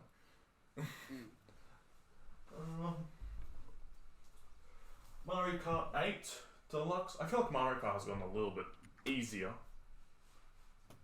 I over would say time. so. Like from the Wii version to now on the Switch, definitely easier. Even when they even from Mario Kart 8 to Mario Kart 8 Deluxe, you can now hold like 2 items opposed to 1. You can hold 2 items in Garfield Kart Furious Racing. Yeah. But even so, like, I feel like driving is a little bit more simpler. There are some learning curves, like if you're doing on like 200cc, there's a specific drift that you need, and I still haven't mastered it. You play on 200cc? Yes, I do. Why? Why you? Well, I play 150 obviously normally because that's just the best one. But like 200cc is just to like do like the Grand Prix, get all like the 3 golden stars and the golden trophy. That shit. Okay, so The sporting games I feel like have kind of been a little bit stagnant, but there is a little bit of a learning curve sometimes. Like I remember people struggling with the new controls, like from PS3 to I think PS4. Like they changed or even like from some of like the FIFAs, like they changed how some mechanics worked. Hang on, they changed the FIFA games? Yeah. Obviously FIFA games is just, it feels like new content and whatnot, but like, yeah, they changed some random shit. Yeah. Spyro. I've only played a few Spyro games. I have played one, but They're very similar to Crash in my brain. I remember I got to a point that I didn't know what the fuck I was doing, Yeah. so I didn't play it. I didn't go any further. Obviously, I think one thing that has made games easier is just the access to internet. Yeah. Like, I mean, could you imagine tutorials. imagine going through Pokemon Blue and Red without the internet? There were some people, like I've heard, like they thought like Farfetch'd evolved into Doduo because they're right next to each other on the Pokedex. So they go level 100 Doduo and level 100 Farfetch'd and it never evolved, and things like that, where people just don't know things. I forgot to retweet the tweet. I mean, so with Mega Man, what they do is every boss is weak to a certain weapon. I can just look up the best orders. I can look up what they're all weak to and say, right, I'll attack this one, get his weapon, then because I've got this, I'm strong against this one, I get his weapon, I'm strong against this one, get his weapon, and keep doing that. So it's easy. Yeah. Back in the day, bro, you would get you have to get the game and you just have to pick one. And you wouldn't know. You'd pick one, get the item, then you have to pick another one. Yeah. That's even if the one you did you can beat with the mech. Maybe you can't. Maybe it's just that hard to fucking fight that it's almost it's extremely difficult to use without the main gun. And then it's like, well, fuck. But now I can just be like, okay, well, what are they all weak to? Where are all the secrets? That's how I get that. I can just look up a YouTube video and say, okay, that's how I get the charger. Bro, back in the day, they would have had so much trouble. They definitely would have. Like, there are even, like, Mario games, like, they miss shit because, like, they just didn't know that even existed. But, of course... Well, I remember when we got Halo 3, and this was the internet, and we couldn't figure out how to defeat, the Skyrim. Yeah. And then I remember my dad looking up a video on how to do it. But could you imagine back in the day, if you didn't have internet, it's like, oh, well, you don't know how to defeat it? Well, you just got to keep trying. You just got to figure it out. Well, no, you'd be talking with your friends, and then they'd be like, yeah, true. They'd see like manuals and shit, and then that spread word of mouth. The friends would play it. Bro, someone told me something about Pokemon, but it was bullshit. Someone grabbed my DS like when I was fucking 8, and then they put in, I don't know what they fucking did to it, but it made Mario constantly giant and with the superstar, and I just played through the entire fucking level. I have no idea how they did it. They told me, I forgot. But what the fuck? Someone told me. Someone told me. It just happened. Someone told me that if you didn't evolve Magikarp and you kept him to level 100, he would get you'd get the most powerful move in the game. Luckily, I didn't do it. But could you imagine? That's just a troll. I'd be like, fuck. Well, he was bullshitting. All you need is a Magikarp to level 100, and you'll be all good. Has that ever happened to me? I wonder. Someone just told me bullshit they believe in. I don't think that happens with me a lot, because like usually I would like double check. I feel like that happened recently. Someone tell you some shit. Well, no, Dean's game was glitched because in Skyrim he said one of the quests you couldn't bash him up. But I'm like, you can bash him up. You're bullshitting. I just bashed him. You can do it. Oh, that's what he also said that Dragonbone. Oh, this is Skyrim nerd talk, but he said one of the weapons was stronger than the other. Obviously, I feel like there are some companies that just appeal more to younger audiences or teens, and then do whatever. Like obviously, Nintendo definitely feels a lot more directed towards children. But of course, they do have that aspect where they do have other games that aren't that. But then again, I'm just trying to think. Bandai, I like Bandai. Bandai does good. Bandai Namco. Yeah, Bandai Namco. They do good shit. They do all the anime games. They do all the anime games. That's why they do look good up shit. an anime game, it's Bandai Namco. They do. Yes, Bandai Namco.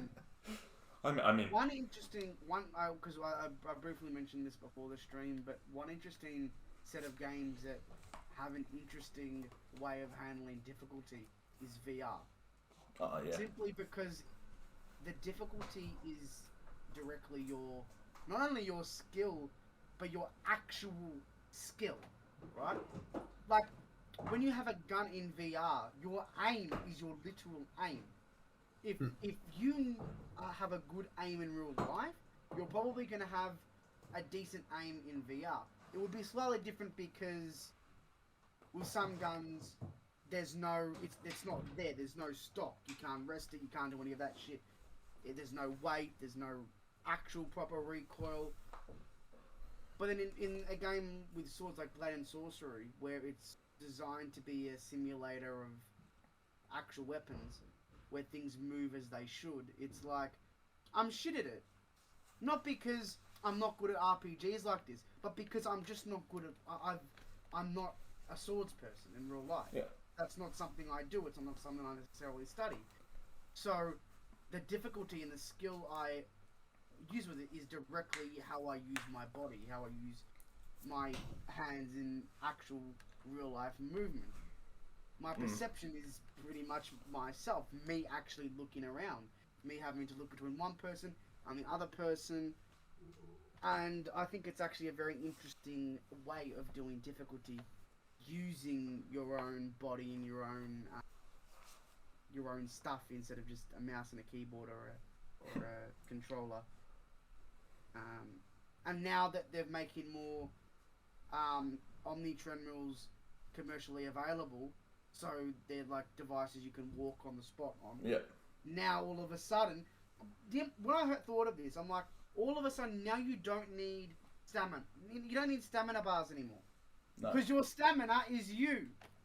Like, I'm thinking, imagine me playing Skyrim, and all of a sudden I have to walk to one place. Fuck! Like, I'd actually have to walk, and all of a sudden that adds another layer of difficulty, because now you can get exhausted. And that's happened even without the walking. Where you might get into a massive fight in the VR game, and it will eventually exhaust you. And it's like, well, now I'm exhausted. That is going to impact my performance like how stamina would in a lot of RPGs.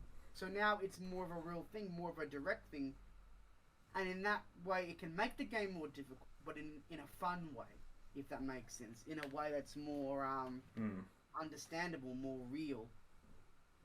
Which I think VR difficulty is very interesting in that regard. How it things like that. I have a good question. Has any ease of a game, or even just challenge of a game, made you want to just go away from it? Like just completely just, nah, not for me anymore. The reason I stopped playing Fatal Bullet, because I got to a dungeon and I could not defeat it. And I leveled up like 20 more levels, and I still couldn't defeat it, so I'm like, fuck this. I'm like, I'll stop playing. Are there, what about like games that are like sequel games that it's like, you just don't want to play anymore? You just had enough. Like, obviously you can grow out of games, like we said before, with Skylanders. I mean, pretty much I wanted to stop playing Assassin's Creed with Unity. Yeah. But I didn't touch really much Superheroes 2. For some reason, I didn't feel it captured the same spark the first one did. Yeah. One thing for me, like, I'm still on the fence of like, should I get Splatoon 3 when it comes out? It's already annoying that you have to pay for the fucking thing. Pay for Nintendo to play whatever the fuck of the internet. Pay for the internet to play. Well, I wouldn't be able to justify it for anyone to be able to purchase that much. Yeah. For me, the only reason I got a Switch was to play Splatoon 2, and that was pretty much a $400 game then. Yeah. For me, it was worth it, because I'd absolutely spend that money to play that game, for as long as I did. But that's a lot of fucking money. Yes. Like, if Splatoon 3, it depends on what they do. Like, I've seen the trailer for what's happening. It looks cool, but, like, it depends on, like, if they add new game modes, what are they gonna do? That would be, like, the deciding factors of, like, if I continue with Splatoon. Or just stop.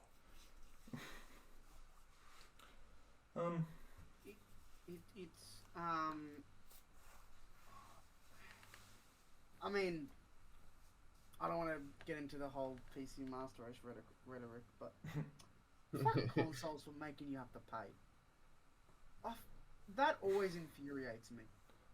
Like, you get on PC and you buy a game, you play it. If a game's free, you can play it. Yeah. You know what I mean? You get Paladins. Yeah. Or even fucking Fortnite. Yeah. You don't need to buy some other shit to play online. You've got it. It's why when I got those are free games. So the other transactions are fine. Yeah. But if you actually pay for the fucking game, why do I need to pay more for the Nintendo has free games. But of course you still need to pay for the internet. Exactly. I remember when I got the PS4, and it came with one of the Battlefields, and I played it for 30 days because it was the 30-day free PlayStation Plus. And after that ran out, I just never played that game again, because I've got the game, but I can't play the main reason the game is bought, which is for the online.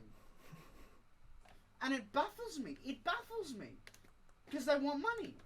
And Nintendo used to be good because they never did that. And now... now... They're just greedy whores. Literally. Yeah. There's no other word to describe it.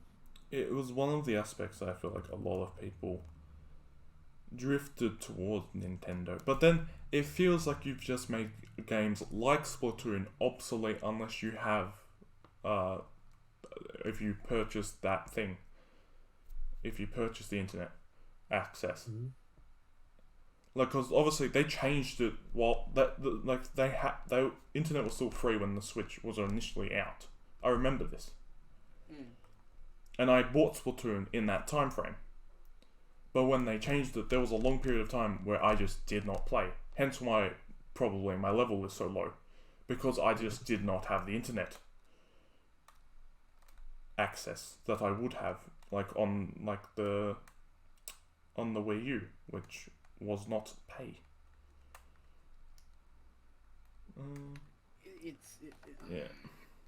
still, it always infuriates me, especially because PC it's free, right? Especially Yeah, but like sometimes PC can be more expensive. I'll Like to tell have you a good what. to have a good PC. Oh, okay, fair enough. Yeah. Yeah. That's fair enough. Like obviously you can But- play the game like on a shitty laptop. But I found that PCs last longer. Yeah, they do. Yeah. They generally last longer, and if a particular component comes out of date, you just get a new of that component. Yeah. Now, sometimes that component can be more than a console.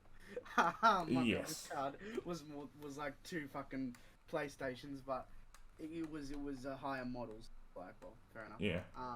Or even just having like multiple monitors that already and having good quality monitors at that. Well, you don't need can be- multiple monitors. I'm an idiot. I've got 4. That's a bit much. It is a bit much. I don't use the 4th one. Isn't the fourth one a I TV? use the 4th. No, Oh. it's a weird. There's none of them are TV. Okay. I've got one turns off all the time. I don't know if it's like fucked. And I use the other. Use the 4th monitor when the 3rd monitor fucks itself. Or when I'm gonna switch to VR, but then once I switch back from VR, I turn the other monitor back on. So yeah.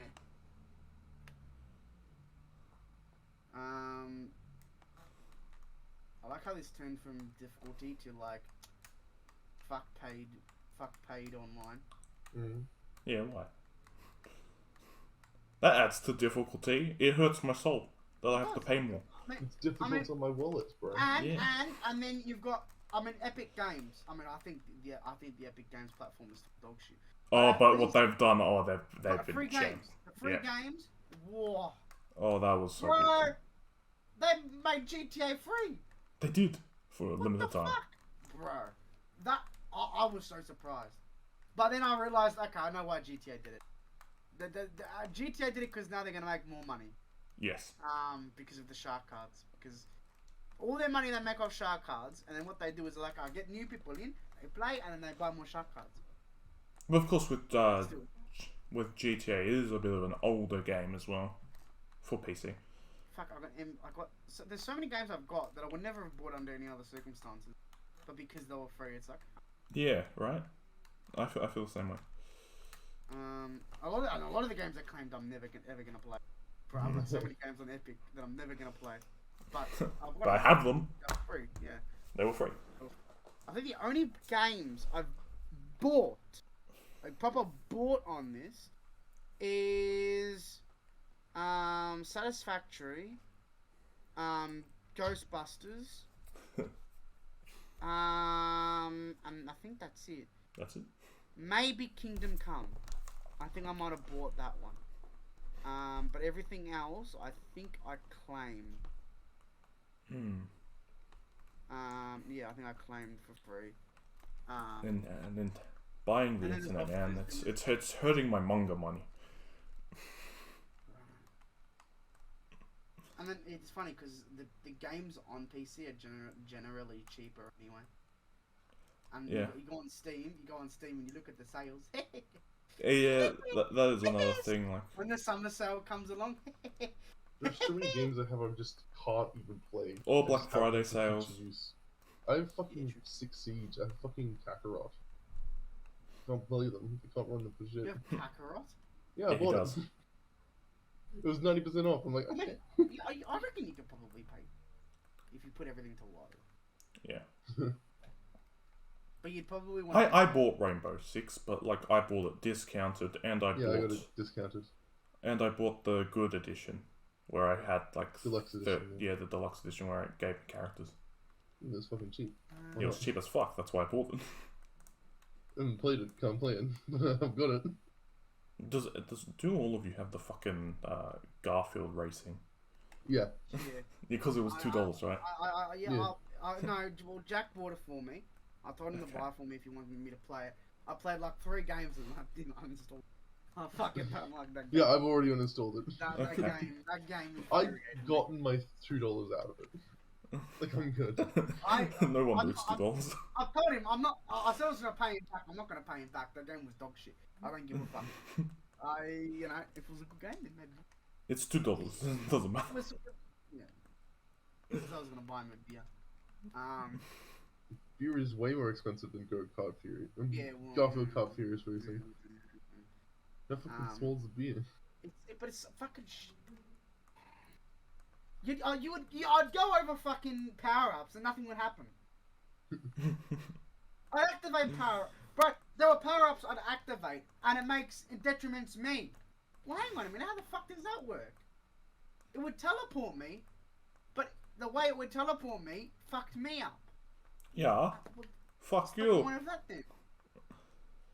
Oh man, that was a shit game. I don't think I've ever uninstalled a game that quickly. Maybe some other fucking random game, but that game, oh my god, I kicked that out fucking very quickly.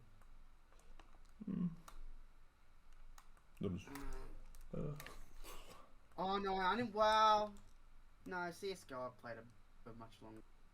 CS:GO. Once I got pissed off and I uninstalled it when I first bought it. Was it when you shot someone immediately after spawning in? No, because what happened was, right, this was years ago. I get the game and I get invited in and they're doing a competitive, right? And I've never played the fucking game before, and I'm trying to figure out the game, and they're telling me to do all this shit, right? I'm like, a short, what the fuck's a short? And then fucking got annoyed because they were telling me to do shit that I didn't know what the fuck, and they expected me to know, so I'm like, okay. You should know. Yeah, you should know. So I got off and installed it, and then I installed it again, and actually got into it, and then I got bored of it. And now whenever I play, I shoot Vikesh. Yeah. I shot him yesterday. It happened yesterday. Alright? I survived a little bit, but then the temptation got too much, and I saw him. Well, no, actually, there was Dean and Vikesh, and I was going to shoot them both, but I don't think it happened, because as soon as the bullet entered them, it kicked me. Once you kill a couple of people, it'll accrue sort of like the team kill score, I suppose, and then once it is too much, it'll be like, here you go. Which is fair. No, it's not. I want to kill Vikesh. It's not a game for me, I'll be honest. It's funny because he gets the bomb, and what happens when there's a money system, right? So you get money to buy money. guns. Yeah. And then he goes, the round ends, and he goes to plant the bomb because if he plants it, he'll get some extra money. He's like, "Ooh, get the extra money, bang." He wanted the money. Oh, he didn't get the money, did he? Because I said, haha, you're dead. You're dead now. Oh, it's always funny shooting him. I'm on a new Splatoon map I've never played before, I think. In Rainbow, they do it well. But it doesn't kick you if you kill Vikesh. It just makes it so that if you shoot someone else, you die. Oh. Which I think is a better way of doing it. But then what happens is I shoot Vikesh, and then I can't shoot him anymore, but then Jake can go do it. So Jake goes do it, and then he kills him, and then Dean comes to it, and he can't get around him. Very funny. I like how this evolved from difficulty to killing Vikesh. It's funny. It is funny. Killing Vikesh is... What a funny team killing people. Ready to wrap things up now. Save and ends. Yeah, thank you, Jaya. You've been good to me. They welcomed me back with open arms. I ditched them for a year, and they're like, "Oh, it's a ghost. Welcome back." Who is this ghost? Me.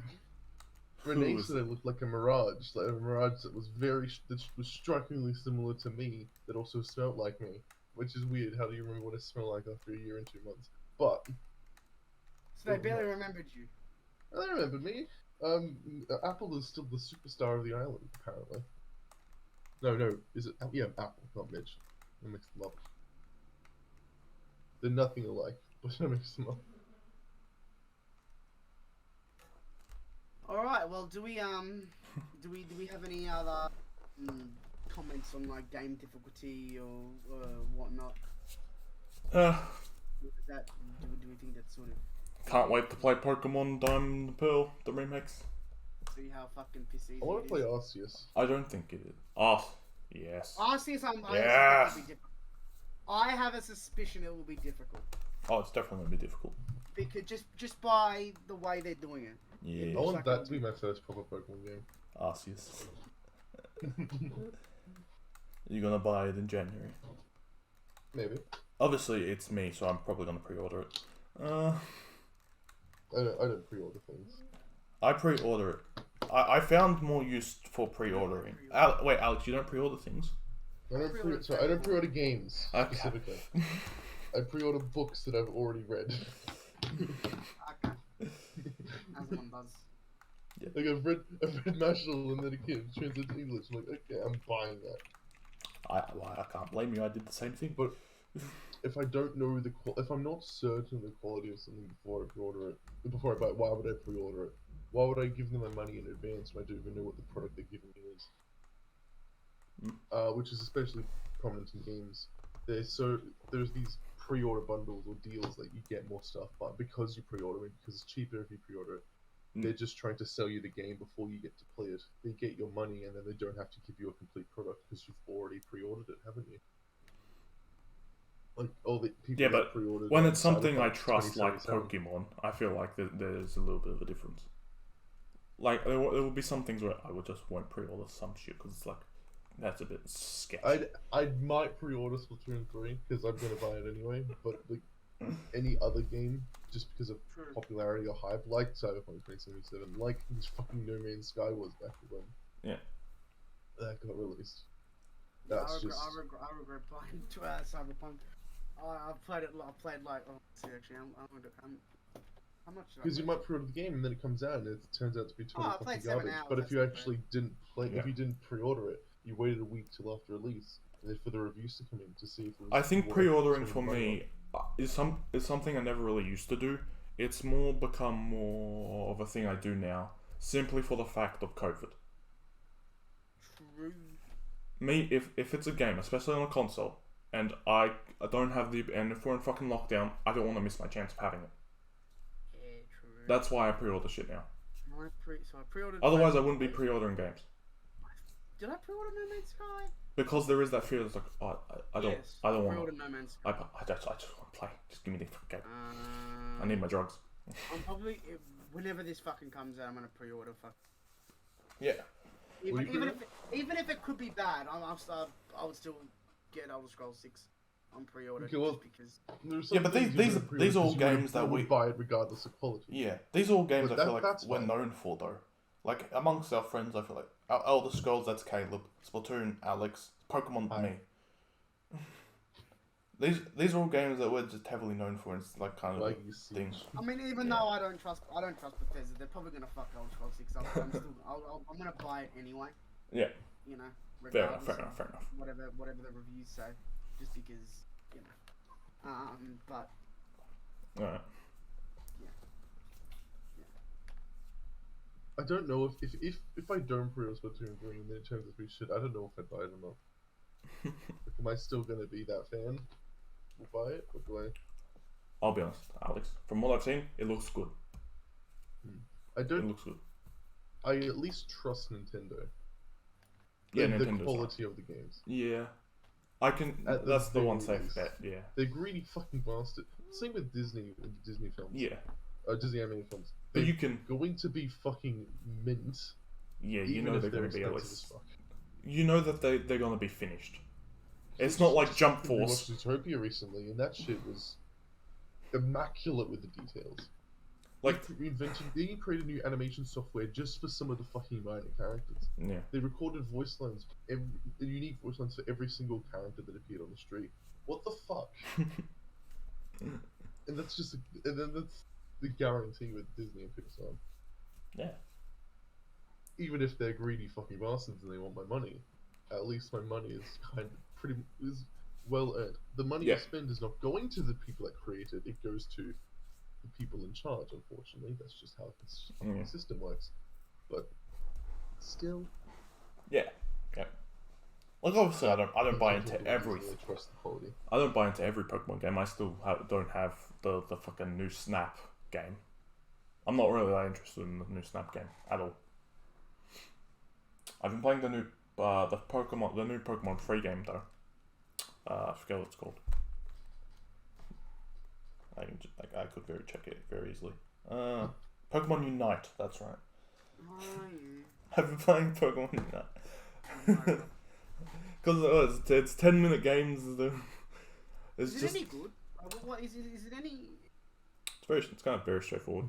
I feel like the appeal to it is like things like Overwatch and shit, where it's like there are champions and you can choose your own unique kind of things, because it gives you some options with what moves you use, Oh yeah. right? So like the good move, like the better move, like on Venusaur for example, I use Solar Beam over Petal Dance because it just deals a ridiculous amount of damage.